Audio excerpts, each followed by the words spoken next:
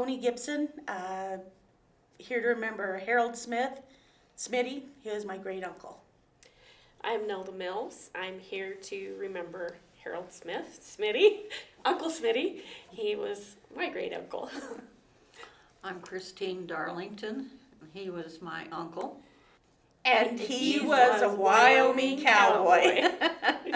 Key Lines had a cow camp. Oh, that was so pretty up in there. Gorgeous. And he would go out and he'd check cattle and check fence, and he found all kinds of things. I would go out there and stay. And of course, I always had to get on a horse and go with him. And he says, "I'll show you something." I didn't know what it was. Got out there, and there's this, it's just like the medicine ring. Only it's smaller than the original medicine wheel. But it's an exact replica of it. He's one of the last Brown Boots Cavalry.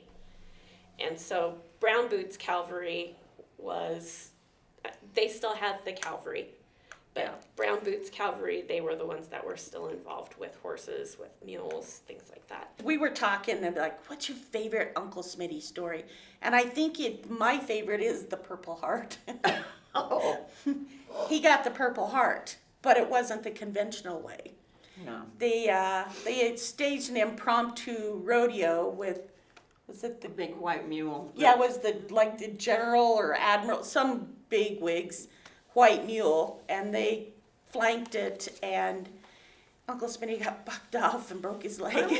Well, they didn't let everybody know that that's what happened, so yeah, he kind of got the Purple Heart in a weird So way. he got shipped back to the States with a broken leg all several places.